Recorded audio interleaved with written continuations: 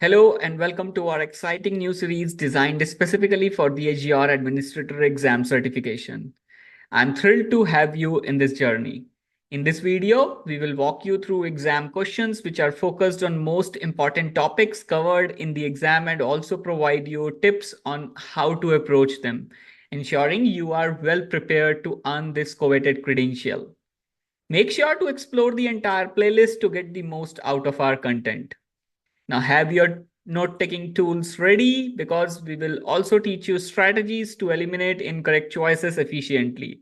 And if you are joining us at the last minute and need access to the full set of questions in the PDF format, consider becoming a gold member of our channel and then just email me at devopshub2023@gmail.com to request your copy.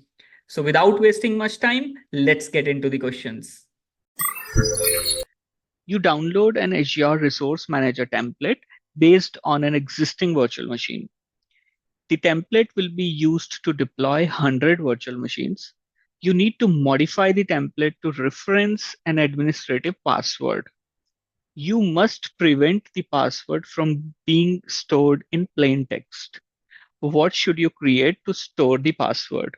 Your options are Azure Storage Account and Access Policy, Azure Key Vault and Access Policy, Azure AD Identity Protection and Access Policy, Recovery Services Vault and Backup Policy.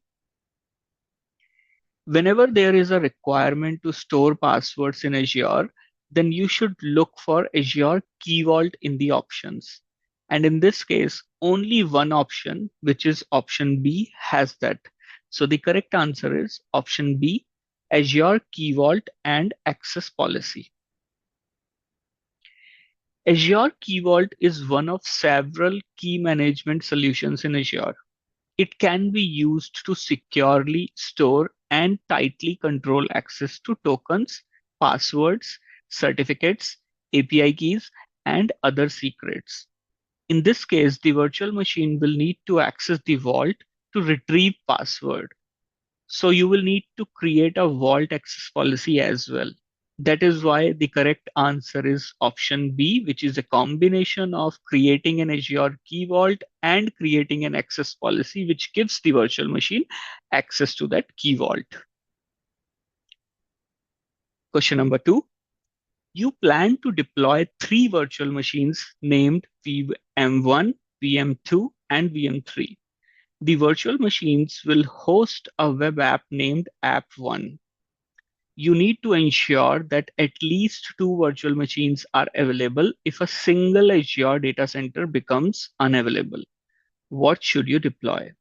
Your options are each virtual machine in a separate availability zone, all 3 virtual machines in a single availability zone, all virtual machines in a single availability set, each virtual machine in a separate availability set.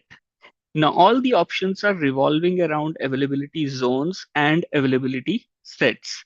So let's start with understanding what availability set is. Availability sets are used to protect applications from hardware failures within an Azure data center. So any option containing availability set will not provide you with availability to protect against data center failure, which leaves us with only 2 options, that is option A and option B. Availability zone does provide you with protection against a data center failure. However, the requirement here is that at least 2 virtual machines should be available. So the correct answer is option A. You should deploy all virtual machines in separate availability zones. Your company has virtual machines hosted in Microsoft Azure. The VMs are located in a single Azure virtual network named VNet1. The company has users that work remotely. The remote workers require access to VMs on VNet1. You need to provide access for the remote workers. What should you do? Your options are configure a site-to-site VPN, configure a point-to-site VPN, configure a multi-site VPN, configure a VNet to VNet VPN. Since the requirement is to have a connection from an individual remote worker's computer to VNet1, the correct answer is you will need to configure a point to site VPN, also called as P2S VPN. Now, if the requirement would have been that users from corporate networks should be able to access resources in VNet1, then you would have configured site to site VPN as you are establishing connectivity between two sites. So you need to be very careful in terms of the keywords that are mentioned in the question, as a slight change in the keyword makes the options incorrect. So the correct answer in this case is option B, configure a point to site VPN. Question number 4, you have an Azure virtual machine VM1 that runs Windows Server 2022. You save VM1 as a template named template1 to the Azure Resource Manager library. You plan to deploy a virtual machine named VM2 from template1. Which of the following you need to configure during the deployment of VM2? You need to choose two options. Your options are resource group, operating system, virtual machine size, administrator username. The correct answers are option A and option D, resource group and administrator username, as both of these are not retained when you create a template from virtual machine. Question number 5. Your company wants to share the JSON files stored in a container inside a storage account. What is the correct URL for the file called employee_data.json? Your storage account name is monthly report. Your container name is May 2023, and your file name is employee_data.json. Now there are 4 options on your screen. So the correct answer is option B, which is highlighted on your screen. Now let's look at a bit more about this option in explanation section. When your account is created with standard endpoints, you can easily construct the URL for an object in Azure Storage by appending the object's location in the storage account to the endpoint. For example, the URL for a blob will be something like what you can see on my screen. Now, at the bottom of my screen, you can see a table which lists the standard endpoint for each of the Azure storage services. You can see when, depending on the storage service, the endpoint does change. So there can be multiple variations to this question. I strongly suggest you to go through this table and try to understand what is the difference in the different endpoints for different storage services. Overall, it's almost same. core.windows.net is there in every storage service. And depending on the type of storage service you are provisioning, the fourth last letter keeps on changing. And at the start, you always have the name of your storage account. Question number 6. A company needs to connect their on-premise data centers to Azure. They have huge workloads that need to regularly transfer between an on-premise data center and Azure. The company wants to avoid sending data over the public internet for security reasons. Which of the following options should the company opt to establish this connection? I will stress on the keyword you need to avoid the public internet for security reasons. Now let's look at the options. Create a point to site connection, create a site to site connection, create an express route connection, create a VNet to VNet connection. The keyword to answer this question is they need to avoid public internet for security reason. Whenever there is a requirement to connect on-premise network to Azure and you need to avoid connectivity over public internet, then look for express route in the options. So the correct answer in this case is option C, create an express route connection. As you can see on my screen, the definition says express route connections don't go over public internet. This allows express route connections to offer more reliability, faster speeds, consistent latencies, and higher security than typical connections over the internet. Now, if you are interested in reading more about express route connection, how they are set up, there is a link on my screen. You can browse through this link and read more about it in detail. Moving on to next question. Your company wants to move an entire solution to Azure. Due to security constraints, company wants to restrict creation of all resources in a particular region. Which Azure service can be used to achieve this requirement? Your options are Azure Policy, Azure Monitor, Azure Availability Zone, Azure Web Apps. Now, common use cases for Azure Policy includes implementing governance for resource consistency, regulatory compliance, security, cost management. So the correct answer is option A, Azure Policy. Some of the common examples can be restrict resource regions, which is what is being asked in this question. You can even block certain resource type or restrict VM size. Refer to the link on my screen to read more about some of the common policies in Azure. We will have more questions later in the series around Azure policy structure because there will be few questions around Azure policies in the Azure Administrator exam. Question number 8. A company has a Azure subscription which contains resource group named RG1, which is set to as Australia East location. RG1 is used to host temporary resources and contains resources shown below. Now, there are some resources that are mentioned in this table, and then in the next column is the type of the resources, and then it's the location where these resources are hosted.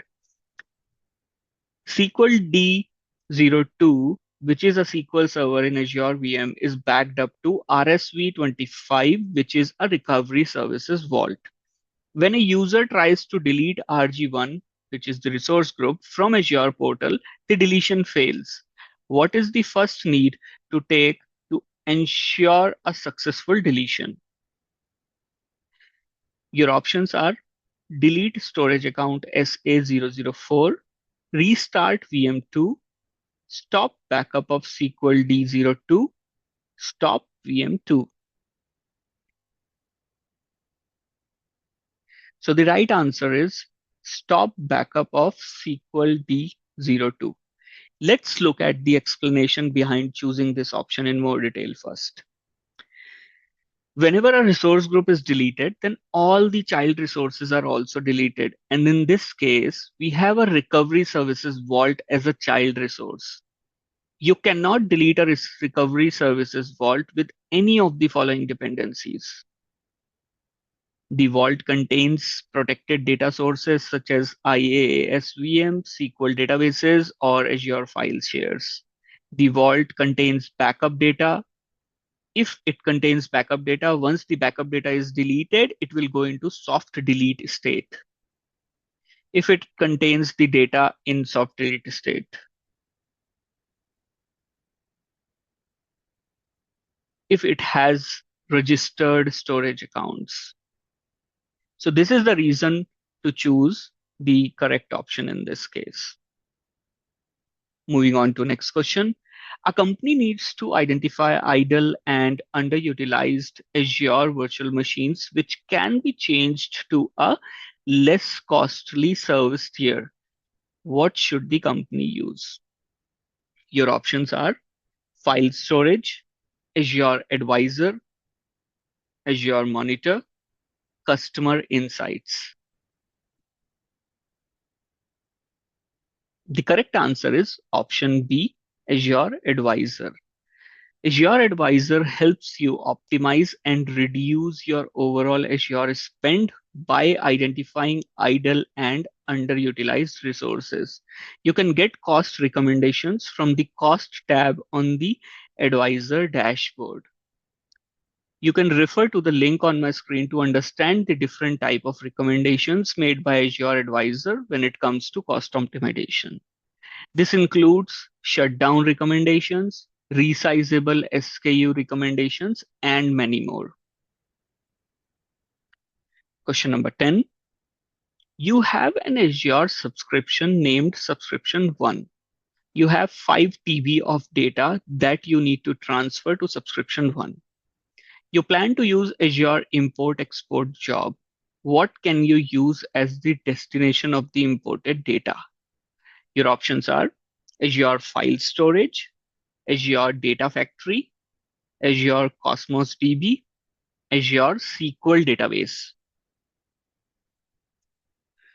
The correct answer is option A, Azure File Storage. It also supports Azure Blob Storage for import jobs. You can see in the table on my screen that if the job type is import, the supported storage services is Azure Blob Storage and Azure File Storage. Question number 11.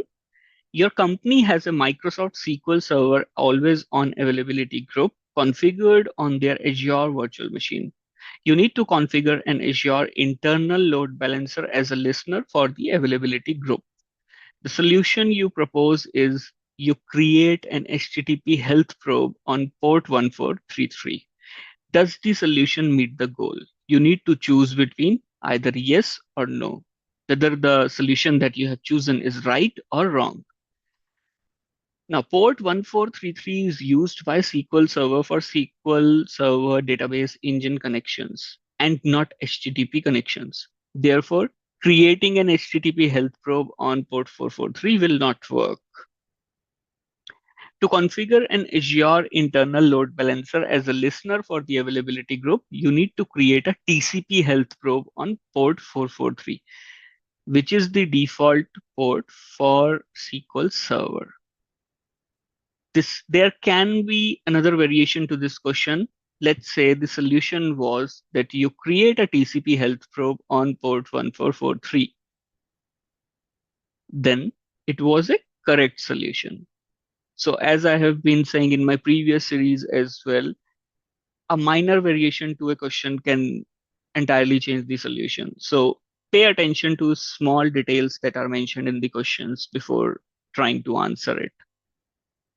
Moving on to next question of the series. You have an Azure subscription that contains an Azure storage account, and you plan to copy an on-premise virtual machine image to a container named VM images.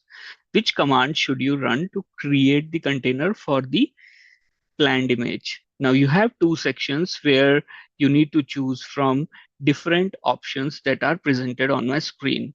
The first option is AZ copy. You have three options in it: make, sync, and copy. Then the second one is the URL that is going to be formed.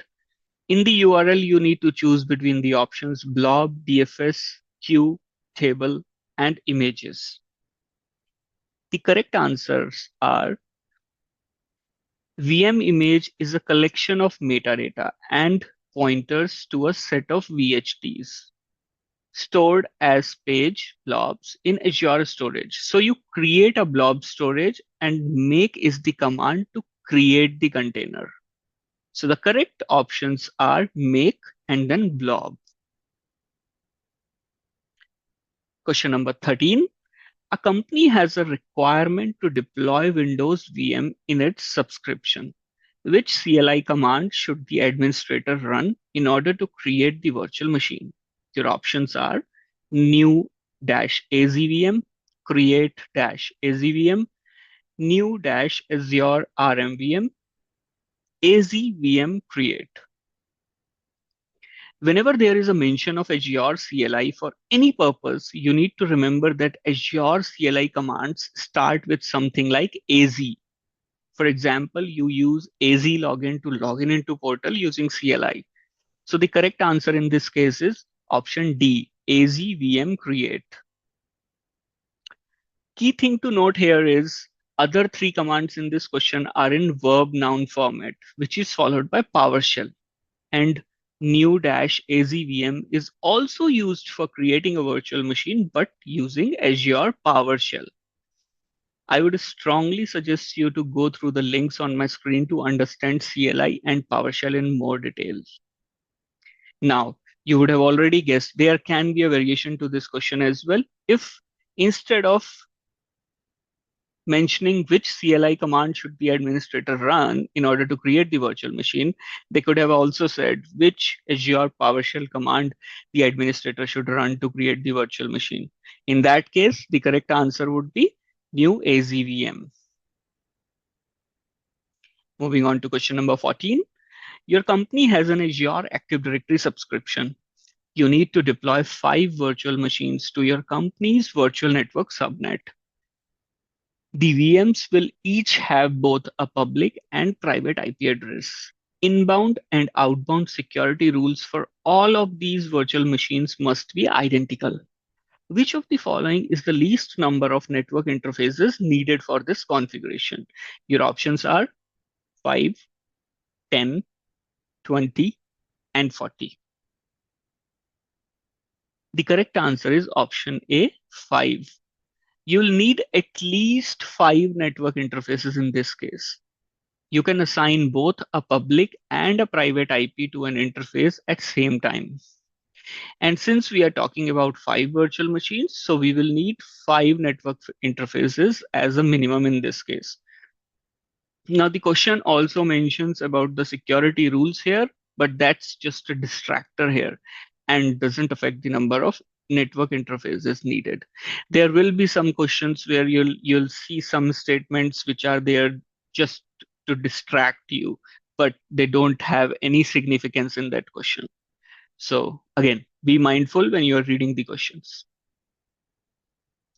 Question number 15. Your company has a general purpose V1 Azure storage account named Storage1 that uses locally redundant storage LRS. You are tasked with implementing a solution that ensures the data in the storage account is protected if a zone fails. The solution must minimize cost and administrative effort. What should you do first? Your options are configure object replication rules, create a new storage account, modify the replication settings of the storage account, upgrade the account to general purpose V2. So here they are looking for an option which provides redundancy against zonal failures, which is basically geo-zone redundant storage, GZRS. And there is only one kind of storage that provides this functionality, which is general purpose V2. So the correct answer is option D, upgrade to general purpose V2. We won't choose any option related to replication modifications here, as the question also talks about minimizing the cost and administrative effort. You have an Azure subscription named Subscription 1 that contains the resources shown in the following table. The table has few resources named RG1, Vault1, RG2, and along with its type and the region where they were created and whether which of the resource is created in which resource group. You create virtual machines in subscription 1 as shown in the following table. Again, there are few virtual machines named VM1, VM2, VMA, and VMB, along with the resource groups in which they were created, and then the corresponding regions and the operating system of the host. You plan to use Vault 1 for the backup of as many virtual machines as possible. Which virtual machines can be backed up to Vault 1? So you need to identify which all virtual machines can be backed up to Vault 1. This is one of the questions where there is a lot of data in the question just to confuse you, and not everything is relevant. Main thing to note here is you need to use Vault to do the backup of virtual machines. Now, based on the Microsoft documentation, the vault must be in the same region as the data source, which is the key to answer this question. Looking at both the tables, you can see Vault is hosted in Australia Central. So based on the previous information from Microsoft documentation, you can only back up the virtual machines that are hosted in Australia Central. So the virtual machines that are hosted in Australia Central are VM1, VMA, and VMB. So the right answer in this case is option C, VM1, VMA, and VMB only. You can refer to the Microsoft official link on the screen to understand how to set up recovery services vaults in more detail. Key takeaway here is if you have virtual machines in several regions, then you need to create recovery service vault in all of those regions to back up the virtual machines. Next question of the series. You have an Azure Active Directory tenant named Contoso Cloud on Microsoft.com. Your company has a public DNS zone for Contoso.com. You add Contoso.com as a custom domain name to Azure AD. You need to ensure that Azure can verify the domain name. Which type of DNS record should you create? Your options are MX, NSAC, RRSIG, PTR. When you add a custom domain name to Azure AD, you need to verify that you own the domain by creating a DNS record in your domain's DNS zone, which points to Azure AD. In this case, you are going to add contoso.com as a custom domain name to Azure AD, which means you need to create a DNS record in the DNS zone for contoso.com. So the type of DNS record that you create is either a TXT or MX record. In this case, we just have MX in the list of options. So the correct answer is option A, MX. You are presented with similar settings shown on the screen, which you need to use to configure DNS record with your registrar. Now, there can be multiple variations to this question. As you would have already seen, this question has a mention of MX record, but you can also create a TXT record. So the variation can be instead of MX, you will have TXT in the options. Question number 18 of the series. You have an Azure subscription that contains an Azure Active Directory tenant named contoso.com and an Azure Kubernetes Services cluster named AKS1. An administrator reports that she is unable to grant access to AKS1 to the users in contoso.com. You need to ensure that access to AKS1 can be granted to the contoso.com users. What should you do first? Your options are: from contoso.com, create an OAuth 2.0 authorization endpoint. From contoso.com, modify the organization relationship settings, recreate AKS1, or from AKS1, create a namespace. To grant access to Azure Kubernetes service to users in your Active Directory tenant, you need to create a OAuth 2.0 authorization endpoint in your tenant. The endpoint will allow users in your tenant to authenticate and obtain an access token, which can be used to access the Kubernetes API server. Therefore, the first step in this scenario would be to create the OAuth 2.0 authorization endpoint in contoso.com. Option B, modifying the organization relationship settings, is not related to granting access to AKS1. So this is not the incorrect answer. Option C, recreating AKS1, is not necessary as the issue is related to user access. And option D, creating a namespace, is not related to, again, granting access to AKS1 either. Question number 19. Your organization's system administrator has deployed two standalone Azure virtual machines for a new web service. You now want to add these virtual machines to fault domains in an availability set. When you attempt to do this in the portal, you receive an error message preventing you from completing the task. What is the reason for this? Your options are: the availability set has to be paused or stopped before standalone VMs can be added. VM's operating system is not compatible with fault domains. You didn't check the required standalone parameter in Azure portal. You cannot add running standalone VMs to availability sets. Whenever adding virtual machines to an availability set, they need to be in a stopped or deallocated state. You cannot add running virtual machines directly to an availability set. Before attempting to add the virtual machine to the availability set, you should ensure that they are stopped or deallocated. So the right answer is option D. You cannot add running standalone VMs to availability sets. Next question. Which Azure tool is a cloud-based command line service for copying and migrating data between Azure storage accounts? Your options are Import Export Service, AZ Copy, Azure Databox, Azure Storage Explorer. So the correct answer is option B, AZ Copy. AZ Copy is a powerful command line utility that enables you to transfer files and data to and from Azure storage.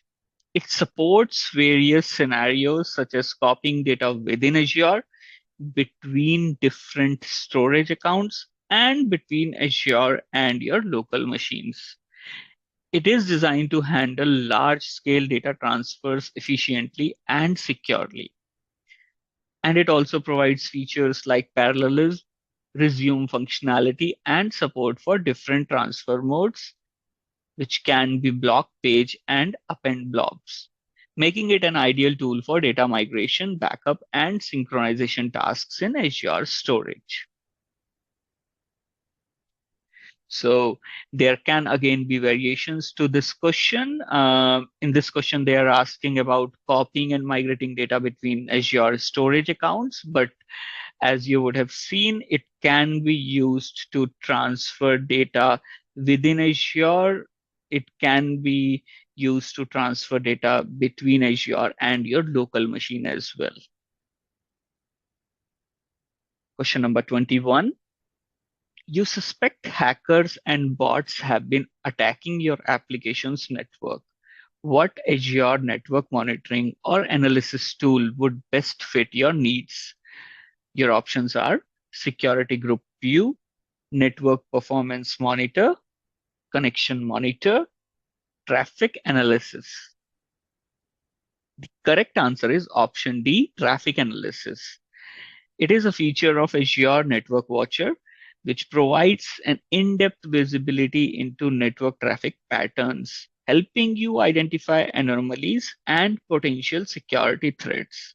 It offers features such as network flow logs, traffic analytics, and integration with Azure Sentinel for advanced security monitoring and analysis. You can refer to the link on the screen to read more about this.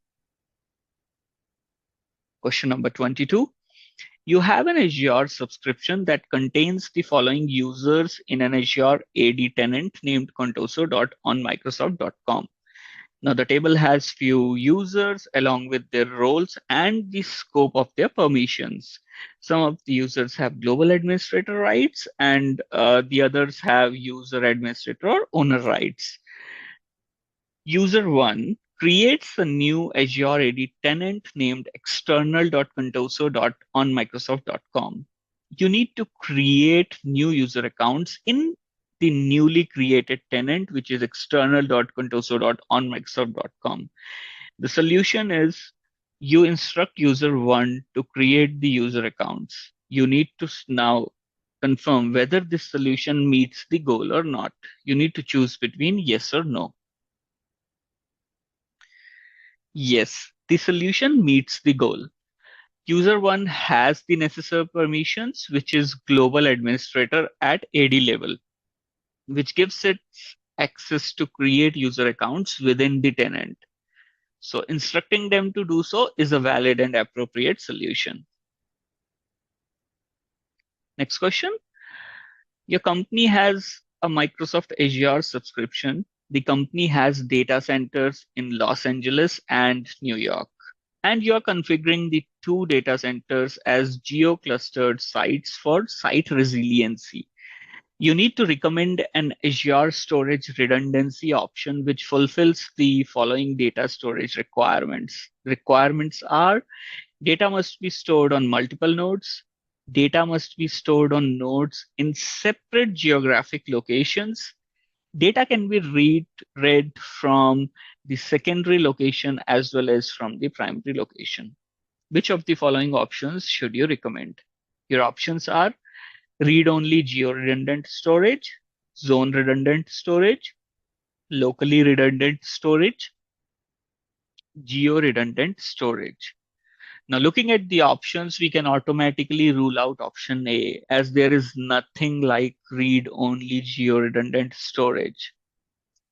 Requirement 2 talks about storing data in separate geographic locations, so we can safely rule out option C, which is locally redundant, which leaves us with option B and option D. And the correct answer is option D, geo-redundant storage. Geo-redundant storage copies your data synchronously 3 times within a single physical location in the primary region using LRS. It then copies your data asynchronously to a single physical location in a secondary region that is hundreds of miles away from the primary region.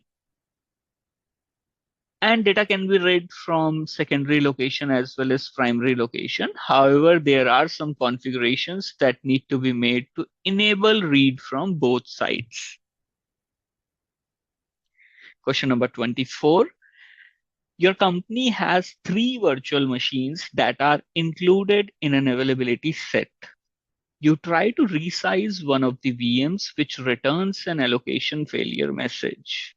Which of the following actions should you take to resize the VM? Make a note of the keyword allocation failure message. Your options are: you should stop the VM, you should stop the other 2 VMs, you should stop all 3 VMs, you should remove the necessary VM from the availability set. Now, if as per the Microsoft documentation, if the VM you wish to resize is part of an availability set, then you must stop all VMs in the availability set before changing the size of any VM in that. So the correct answer is option C. You should stop all 3 VMs. Now, there is a link on your screen at the moment, which is from Microsoft. You can go through this link to understand this in more detail. Question number 25. You create an Azure storage account named Contoso Storage. You plan to create a file share named data. Users need to map a drive from their home computers that run Windows 11 to the data file share. Which outbound port should you open between the home computer and the data file share?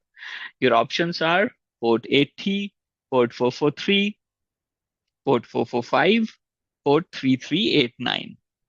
Now, you must be familiar with port 80 and 443 as they are used for HTTP and HTTPS protocol respectively. Port 3389 is used by default for RDP, which is Remote Desktop Protocol, which leaves us with one option, that is option C, port 445, which is the correct answer. To map a drive from a home computer running Windows 11 to an Azure file share, you need to open outbound port 445 between the home computer and the data file share. Port 445 is the standard port used for server message block file sharing, which is SMB protocol. Question number 26. When using Azure Resource Manager templates, ARM templates, what feature enables you to control resource properties during deployment in your organization? Your options are Active Directory, Azure Policy, API Management, Resource Tags. The correct answer is option B, Azure Policy. When deploying resources using ARM templates, Azure Policy can evaluate the deployment against the defined policies and enforce the desired configurations. This helps ensure that resources deployed in your organization adhere to the specified standards and guidelines.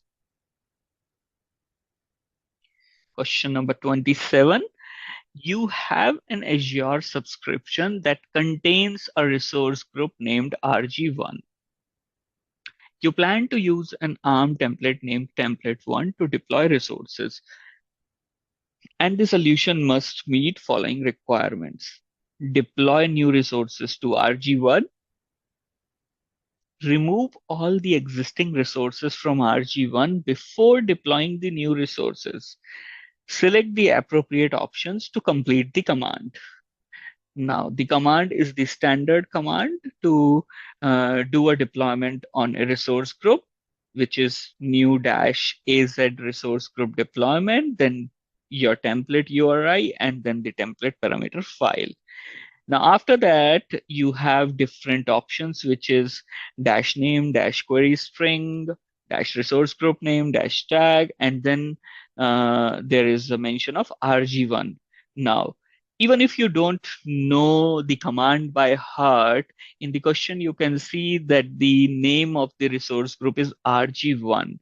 So the parameter that you need to select here is the third one in the list, which is resource group name. Okay, and then the next one is dash mode, and there you have three modes mentioned. Basically, either it's all, or it's complete, or it's incremental. So the correct answer in this case is complete. In complete mode, resource manager deletes resources that exist in the resource group but aren't specified in the template. You should always use the what if operation before deploying a template in complete mode. What if shows you which resources will be created, deleted, or modified. This is sort of doing a dry run before you actually do anything. It is a good practice to use what if because you know beforehand what is going to happen. And you will avoid unintentionally deleting resources. Next question. Your company has an Azure subscription. You need to deploy a number of Azure virtual machines using ARM templates. You have been informed that the VMs will be included in a single availability set. You are required to make sure that the ARM template you configure allows for as many VMs as possible to remain accessible in the event of fabric failure or maintenance. Which of the following is the value that you should configure for the platform update domain count property? Now, the keywords in this question are you need to look for platform update domain count first, and then the event is a fabric failure or maintenance. Your options are 10, 20, 30, or 40. Let's first understand what is platform update domain count property in an availability set, because this is the keyword to answer this question. It specifies the number of update domains available for distributing VMs. An update domain is a logical group of VMs that can undergo maintenance or updates simultaneously. By distributing VMs across multiple update domains, you minimize the risk of downtime during updates or fabric failures, which is what is being asked in this question. Azure typically supports a maximum of 20 update domains per availability set. So the correct answer is option B, 20. Moving on to next question. Which Azure storage service is designed for large-scale offline data migration intended to help businesses migrate their data onto Azure cloud? Your options are Store Simple, AZ Copy, Azure Storage Explorer, Azure Data Box. The correct answer is option D, Azure Data Box. The Azure Data Box cloud solution lets you send terabytes of data into and out of Azure in a quick, inexpensive, and reliable way. The secure data transfer is accelerated by shipping you a proprietary data box storage device. Each storage device has a maximum usable storage capacity of 80 TB and is transported to your data center through a regional carrier. The device has a rugged casing to protect and secure data during the transit. You can refer to the link on my screen to read more about Azure Data Box. Question number 30. You plan to deploy several Azure virtual machines that will run Windows Server 2022 in a virtual machine scale set by using ARM templates. You need to ensure that Nginx is available on all the virtual machines after they are deployed. What should you use? Your options are a Microsoft Intune device configuration profile, deployment center in Azure App Service, a desired state configuration DSC extension, the new AZ configuration assignment commandlet. You should use a desired state configuration extension to achieve this requirement. Desired state configuration DSC is a feature in Azure that allows you to define and enforce the desired state of a machine or application configuration. There can be multiple variations to this question, as you can achieve the same requirement by using Azure custom script extension as well, which is not part of the options at this point. So yeah, there can be another variation to this question. Stick around till the end of each video for key insights and practical takeaways, folks. If you found our content helpful, please give the video a thumbs up and subscribe to our channel for more exam-focused content. Do not forget to turn on notifications so you never miss an update from us.